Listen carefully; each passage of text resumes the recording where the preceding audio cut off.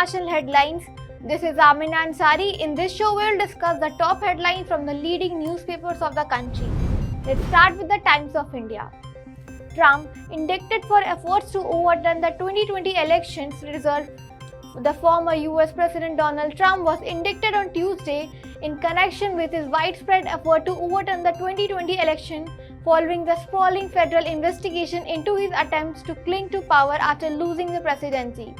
The indictment filed by a special counsel Jack Smith in a federal district court in Washington accuses Trump of three conspiracies: one to defraud the US, a second to obstruct an official government proceeding, the certificate of the Electoral College vote, and third to deprive people of civil rights and the right to have their votes counted. Trump was also charged with a fourth count of obstructing or attempting to obstruct an official proceeding.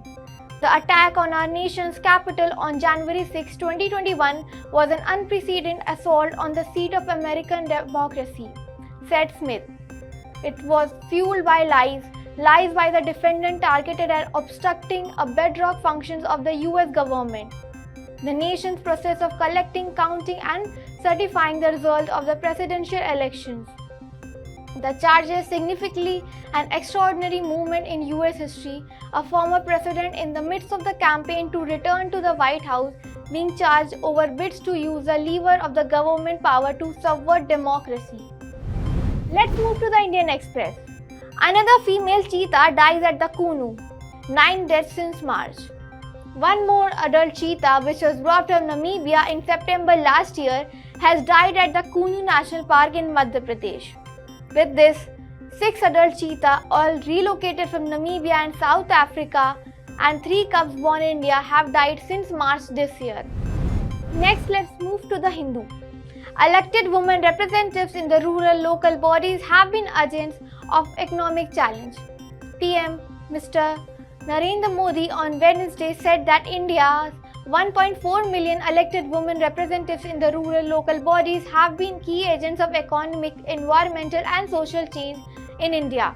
Mr. Modi, who was addressing the G20 Ministerial Conference in Women Empowerment in Gandhinagar, Gujarat via video conferencing, underlined the need to find urgent and sustainable solutions for issues like climate change and global warming. The Prime Minister said that women's economic empowerment fuels growth and their access to education drives global process. When women prosper, the world prospers, he said. Next, let's move to the headlines in the Economic Times. Ambuja ACC in the lead to Bayer Sanghi cement. Adani's group Ambuja Cement and ACC have emerged as front-runner to acquire Ahmedabad-based Sanghi Cement, reports Mohit Bhalla and Nikita Periwal. They proposed better acquisition terms and speedy deal closure as negotiations move forward over the past week, said people in the know. Next, let's move to the Telegraph. After violence spills over to Gurugram areas, Delhi put under drone surveillance. Monday's communal clash in Haryana's Kunu has sent shockwaves through the upscale areas of Gurugram, prompting authorities in Delhi to heighten security measures and launch drone surveillance on Wednesday. As the violence spilled over the posh localities of Gurugram on Tuesday, authorities imposed prohibitory orders in the city.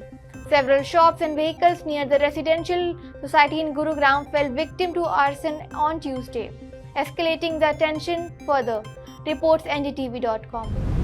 Finally, let's move to the Hindustan Times. Rahul in SC will not apologize to settle case of defamation. Congress leader Rahul Gandhi on Wednesday submitted in a Supreme Court that he would not apologize to settle the criminal defamation case that cost him his membership from Parliament, maintaining that his conviction by the Surat court is unsustainable and that he is an excellent chance of success to his appeal. Using the criminal process to arm twist the petitioner into apologizing for no fault is gross abuse of the judicial process and ought not to be countenanced by this court, stated Gandhi's rejoinder affidavit filed on Thursday. That's it for this episode of National Headlines. To stay updated on the latest news from the leading newspapers, do join us on the National Headlines on Monday to Saturday at 11 am and subscribe to HW News English.